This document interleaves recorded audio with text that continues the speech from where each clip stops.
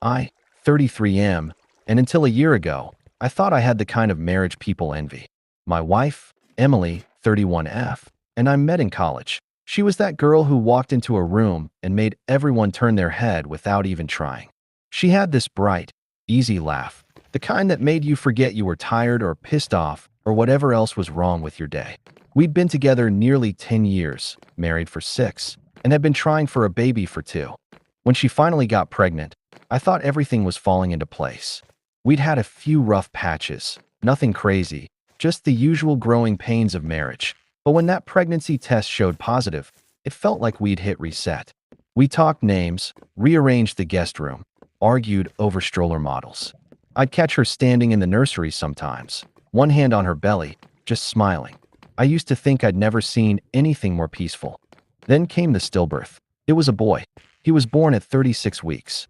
I won't get into the medical specifics because I can't. It happened too fast and too slow all at once. One day we were at a checkup, Emily laughing with the OB about cravings, and the next I was holding a baby who wasn't breathing. I don't remember what the doctor said, just this heavy, sharp silence that filled every inch of that room. The world kind of stopped for me after that. I remember going home, sitting on the edge of our bed, staring at this tiny blue onesie we'd bought the week before. Emily was in another room crying, and I just couldn't move. I didn't even cry right away. It's like my brain refused to process it. The next few weeks were a blur of casseroles from friends, messages we didn't answer, and the unbearable quiet of our house. Emily cried constantly. She'd wake up screaming, sometimes punching the bed or curling into herself until she ran out of air. And I shut down. I went to work, came home, cooked, tried to be stable for both of us. It was the only way I knew how to survive it. But Emily didn't see it that way. About 3 weeks after the funeral, she snapped at me in the kitchen. I'd just put away the food someone dropped off, and she said, "You know what? It's like you don't even care he's gone."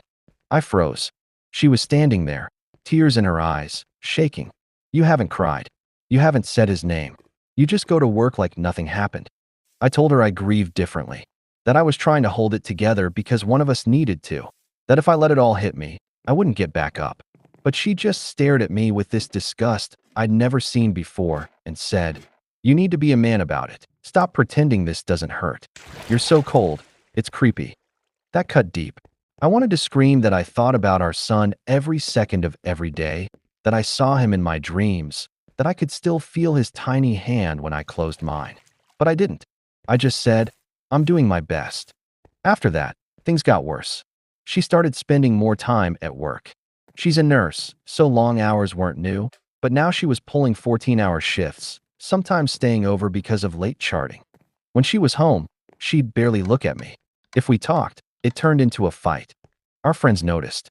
A few of them reached out to me privately, saying Emily had told them I was emotionally detached and checked out of the marriage, that she'd never felt more alone. One even suggested I go to therapy because grief can make men shut down. I did go. I found a therapist, started talking about the guilt, the anger, the emptiness. But therapy didn't fix what was happening at home. Emily grew colder, more distant. The turning point came a few months later, in the most mundane, bureaucratic way possible: mail. I was sorting through our insurance paperwork one night when I saw a claim from the hospital, the same hospital where our son had been delivered. It listed OB/GYN consultation, delivery, and then, under additional details, family member, Dr. T. Henderson. That made no sense. I wasn't related to any doctor there. I assumed it was a mistake, so I called the billing office the next morning. The woman on the line put me on hold for a few minutes, came back, and said, "Oh, sorry about that. It looks like that field was automatically filled because Dr. Henderson listed the patient's emergency contact as his personal number." I sat there for a second, not understanding. "I'm sorry, his personal number?" "Yes," she said, cheerful and clueless. "Dr. Henderson.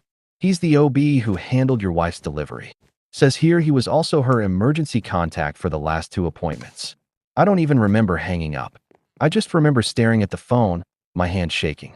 I didn't even know who Dr. Henderson was beyond the guy who'd told us our son didn't make it. When Emily got home that night, I asked about it straight out. No games, no build-up. "Why was your doctor listed as your emergency contact?" She went pale instantly. Then she laughed, that forced kind of laugh people do when they're buying time. Oh my God, really? You're checking my insurance claims now. I said, just answer the question. She rolled her eyes. It's nothing. He's a friend. It's not what you think. But the way her voice cracked on friend told me exactly what I needed to know. I didn't explode. I didn't even speak for a few minutes. I just stood there, realizing that while I'd been mourning our son, she'd been sleeping with the man who delivered him. And somehow, that betrayal hurt in a way grief never could. After that night, something inside me just broke. I didn't yell or throw anything. I didn't even cry. I remember sitting on the couch while Emily hovered near the kitchen island, pretending to check her phone like she wasn't shaking. The air between us felt poisonous. When I finally spoke, it came out calm, too calm. How long? She didn't answer, just looked at the floor like maybe it would swallow her up if she stared hard enough. I repeated, quieter this time, how long? Since around the second trimester, she said finally. Barely a whisper. It felt like my lungs gave out. My wife, the woman I'd spent almost a decade building a life with, had been sleeping with her OBGYN while carrying our child. The same child I'd spent nights singing to through her stomach. The same pregnancy I'd thought brought us closer. I didn't even know what to say. I think part of me hoped I'd misheard her, but the silence that followed just confirmed it. She tried to justify it in this pathetic, twisted way. It wasn't planned, she said. I was scared. I felt alone, and you were so distant. He listened to me. Distant, I said. I was at every appointment. Every single one. I worked overtime to pay for the nursery. I held your hair when you were sick. How the hell was that distant? Her face twisted, like she was angry at me for calling her out. You were robotic, okay? You acted like it was just another task on your list. He actually made me feel like someone cared. That's when I realized she wasn't sorry. Not really. Maybe sorry she got caught, but not sorry for what she'd done. I didn't sleep that night. I packed a bag and left before dawn.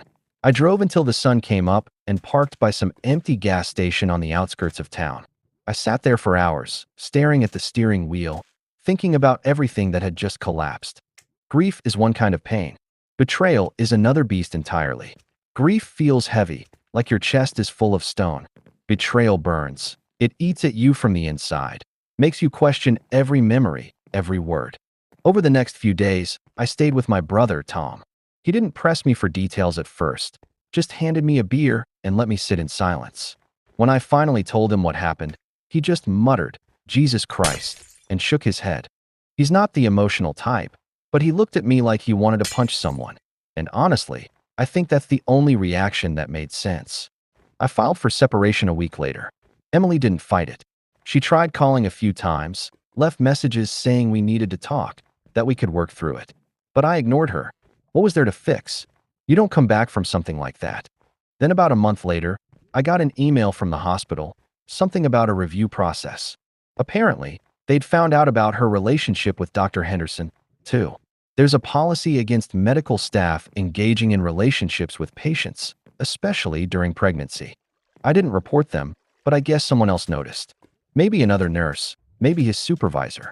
Either way, it started an internal investigation. Emily showed up at my brother's house the day after I got the email. She looked rough, like she hadn't slept in days. When I opened the door, she didn't even try to smile. "Please," she said, "just talk to me." I stepped outside and shut the door behind me.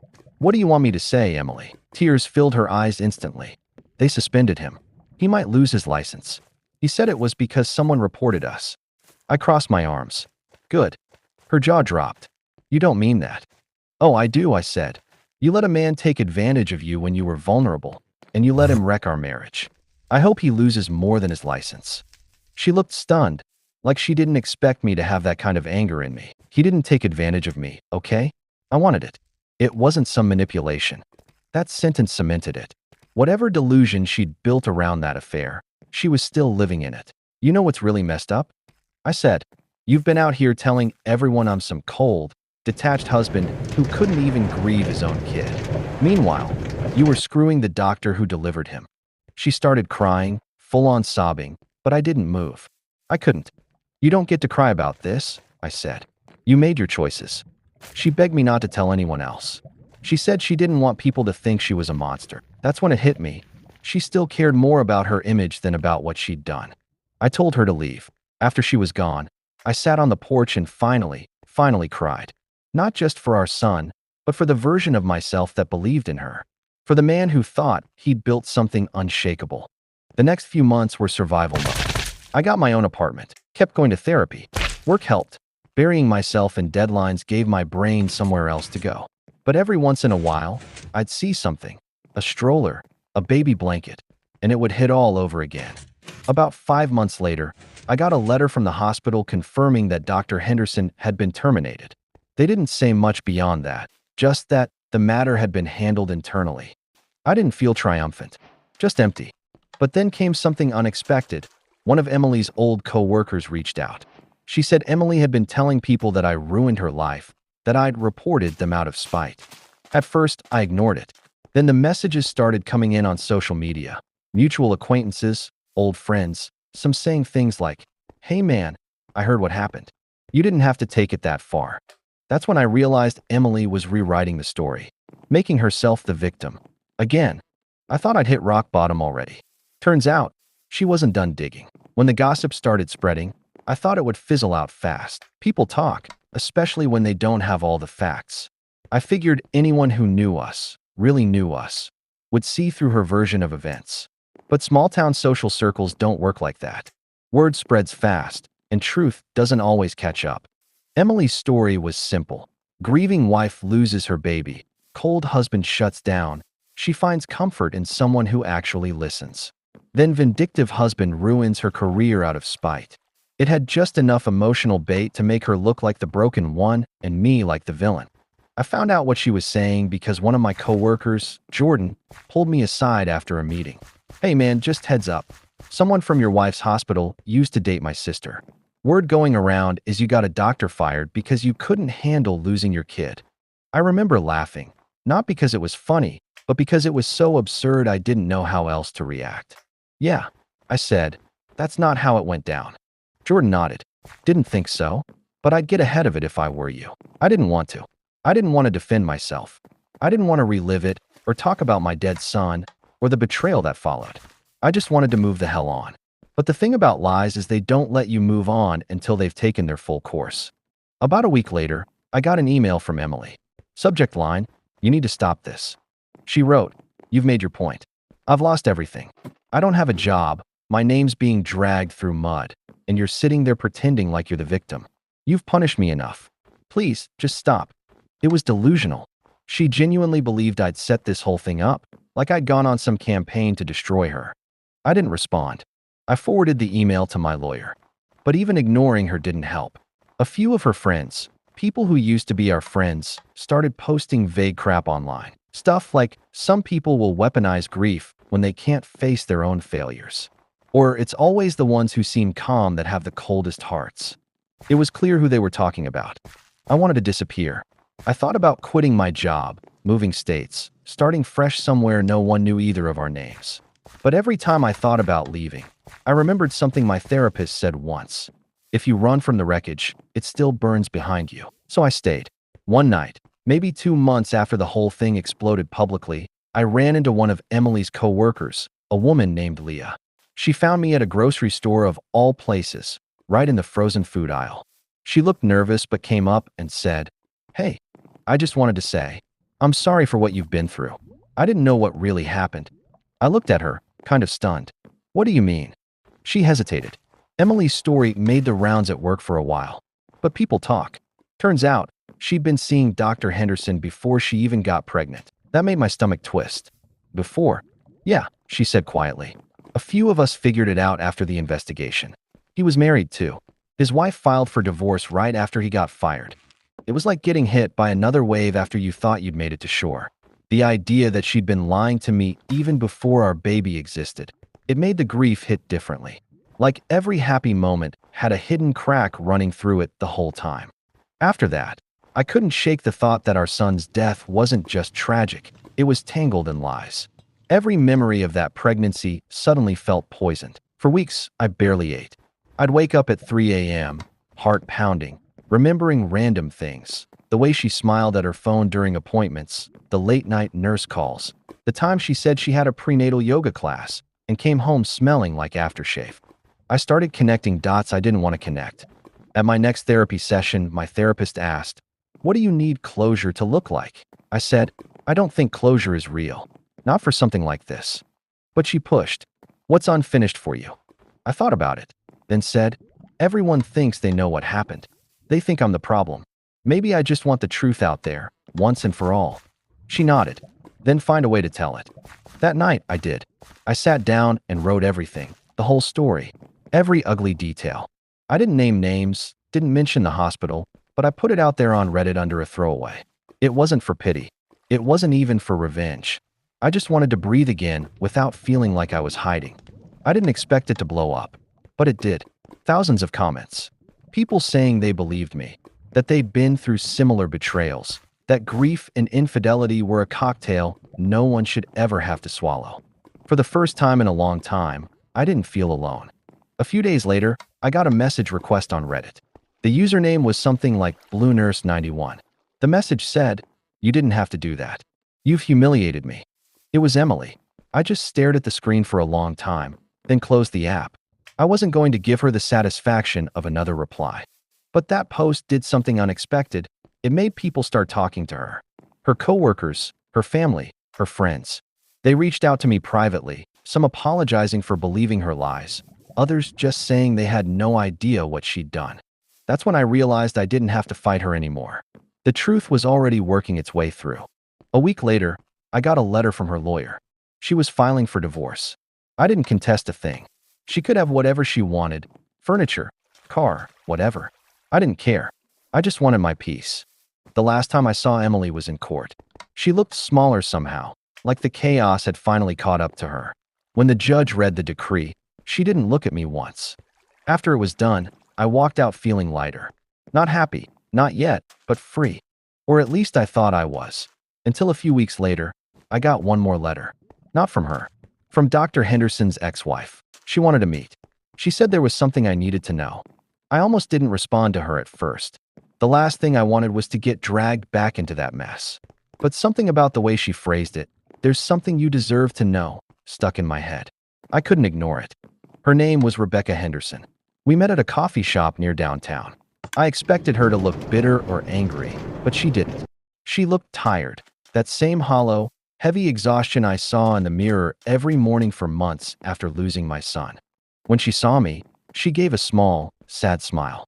"You look exactly how I felt a year ago," she said softly. We sat down, and for a few moments, neither of us spoke. Then she took a deep breath and said, "I'll get straight to it. My ex-husband wasn't just cheating with your wife. He was lying to both of us about a lot more than that." I stayed quiet, waiting. She continued, "When everything came out, I did what most people do. I tried to piece together the timeline. And I found something that I think you need to see." She slid an envelope across the table. Inside were a few printed emails. I didn't want to touch them, but she nodded toward them gently. "You'll want to read those." So I did. They were emails between Emily and Dr. Henderson, dated months before our son was born. The messages were flirty at first, then more intimate, and then suddenly, darker. There were messages about her fear of you finding out, about keeping things quiet until after delivery, and one that made my stomach drop entirely. It read, "If he suspects anything, he might want a paternity test. We need to make sure that doesn't happen." I remember staring at those words, reading them over and over, trying to make them make sense, and failing. Rebecca reached across the table and said quietly, "I didn't want to tell you this. But when I read that, I realized I couldn't just keep it to myself. I couldn't speak. My brain felt like it was short-circuiting." "You're saying my son?" She nodded, tears in her eyes. "I think there's a chance he wasn't yours." That sentence hit me like a truck. I felt dizzy, nauseous. Everything around me went muffled. My son, my boy, the child I'd mourned, buried, dreamed about every night since the day he was born. I stood up abruptly and walked out. I don't even remember saying goodbye. I got in my truck, slammed the door, and just sat there gripping the steering wheel until my hands hurt. The idea that the one piece of good I had left, my memory of him, might not even be mine, it shattered something in me I didn't know was still intact. For 2 days, I barely functioned. I didn't go to work. I didn't answer calls. I just lay there staring at the ceiling, wondering if maybe that's why Emily had been so defensive whenever I brought up our son's name after he died. The next week, I called my therapist and told her what happened. She told me something that stuck with me. Even if biology says otherwise, love isn't undone by DNA. She was right, but the betrayal still burned like acid. Eventually, I decided I needed confirmation. Not because I wanted to erase my son, but because I couldn't live with that question haunting me forever. So I called the hospital and requested access to the remaining fetal tissue samples for personal medical records. It took a few weeks and a lot of back and forth, but I finally got what I needed. I sent it off for testing through a private lab, along with my own DNA. The results took another 3 weeks. That waiting period was torture. Every day I'd come home from work and check the mailbox like some part of me wanted to delay the inevitable. When the envelope finally came, I sat on my couch for hours before opening it. I wish I could tell you it was relief, that I opened it and found out he was mine, and I cried with some kind of peace. But he wasn't. The results were conclusive, zero genetic relation. I didn't cry. I just went quiet. Completely quiet. The world felt distant, like I was watching it from underwater. That night, I drove to the cemetery. I hadn't been there in months. I sat by the tiny gravestone, his name carved in soft script, and I talked. Not to Emily, not to anyone, but to him. I don't care what the test says, I whispered. You're still my son. You always will be. And for the first time in almost a year, I cried. Not from anger, not from betrayal, but from something else. Grief that was pure again, stripped of all the lies. The next day, I mailed Rebecca a thank you note. I told her that even though what she showed me destroyed me, I appreciated her honesty. She didn't respond. I didn't expect her to. A few weeks later, Emily reached out again. This time, she didn't sound angry, just hollow. She said she knew I'd spoken with Rebecca, that she never meant for it to come out that way. I asked, is it true? There was a long pause. Then she said, yes. And that was it. No apology, no explanation, just a single syllable that ended whatever tiny fragment of us was still left. I think that was the moment I stopped loving her completely, not out of rage, but because there was nothing left to hold on to. After that, I stopped talking about her. I stopped explaining myself to anyone. I stopped reading the comments online about my story, too. I just started rebuilding. I sold the house, moved across the state, got a small apartment near a park, started running in the mornings, something I hadn't done in years. For the first time in a long time, I didn't feel like a ghost haunting my own life. But one night, while scrolling aimlessly through Facebook, I saw something that froze me. It was a photo. Emily, holding a newborn baby, smiling. The caption read, "Welcome to the world, my miracle boy." And standing next to her, grinning, was Dr. Henderson. I stared at that photo for what felt like forever. The way she was smiling, it was that same soft, glowing look she'd had when she was pregnant the first time. Except now, it made my skin crawl. Dr. Henderson's hand rested on her shoulder like nothing had ever happened, like the chaos they caused had never existed. Part of me wanted to throw my phone across the room. The other part just sat there, hollow. I wasn't angry, not really. Just numb. It was this strange quiet where all the noise in my head finally faded into white static. They looked happy. That was the hardest part to admit. For all the wreckage they left behind, there they were, smiling with a baby in their arms. The same man who helped deliver my stillborn son. The same woman who told me to man up and stop grieving, now playing house like none of it mattered. I closed the app, sat back, and just let it sink in. It was over. Whatever weird, toxic, jagged line had tied me to her, it was finally cut. The next morning, I did something I hadn't done in over a year. I drove to the coast. No destination, no plan. Just me, the road, and the hum of the radio filling the silence. The kind of drive where you can actually feel time stretch out again. Somewhere along the highway, I realized I wasn't thinking about Emily anymore. Not the betrayal, not the baby, not even the lies. I was thinking about who I used to be before all of it. The guy who laughed easily, who wanted to be a dad, who believed love was supposed to make you better, not break you. It hit me that grief and betrayal don't actually end. They just stop owning you. When I got back home that night, I opened my laptop. My Reddit post was still sitting there, months old, buried under newer threads. I scrolled through some of the old comments, people sharing their own stories of loss, infidelity, and survival. And for the first time, I replied to a few. Not to vent, not to seek validation, but just to say, you're not alone. Because I wasn't, not anymore. A couple weeks later, I got a handwritten letter in my mailbox. No return address. Inside was a short note. You didn't deserve what happened. Neither did he. I hope you find peace. R. It was from Rebecca. I sat there holding it, realizing that of everyone tangled up in this mess, she was the only one who truly understood. Two strangers, bound by the same betrayal, both losing people they loved to the same deceit. I put the letter in my desk drawer. I didn't respond, but it meant more than I could explain. Life moved quietly after that. Work picked up. My brother convinced me to join him at his gym again. On weekends, I'd take long drives or hit the trails. I didn't talk about Emily. I didn't talk about the baby.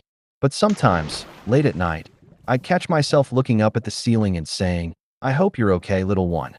It wasn't about DNA anymore. That kid may not have been mine by blood, but he was still mine in every way that mattered. I was the one who painted his room.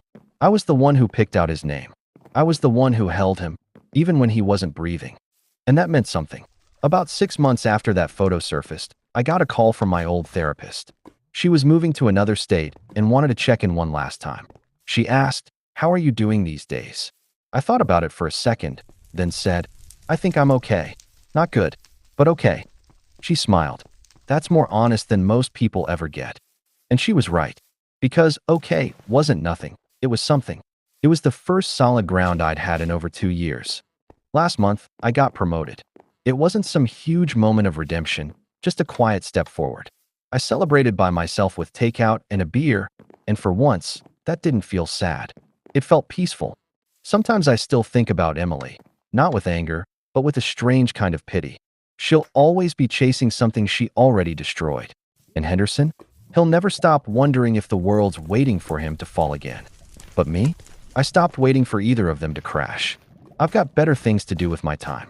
A few weeks ago, I started volunteering at a local grief support group for parents who lost children. I don't tell my whole story, just enough to let them know I understand. One dad came up to me after a meeting, eyes red, and said, how do you stop hating the world after something like this? I told him the truth. You don't. You just stop letting the hate speak louder than the love. He nodded, like that made sense to him. I think about that a lot. How easy it is to let anger become your only language. For a long time, I did. But eventually, I realized that love, even when it breaks you, is what makes you human again. So yeah, my wife cheated on me, lied to me, destroyed our marriage. My son wasn't mine by blood, and for a while, I thought that made everything meaningless. But it didn't, because grief and love are two sides of the same coin. You can't feel one without having known the other. And as much as I wish things had gone differently, I wouldn't trade the man I've become for the man I was before it all fell apart. The world didn't end the day my son died. It ended slowly, piece by piece, with every lie that followed. But I survived it. And sometimes, surviving is its own kind of justice. I don't know what Emily's doing now. I don't really care. But every now and then, I think about that small grave with the carved name and the tiny date that came too soon, and I whisper the same thing I always do before I leave. You were loved. Always.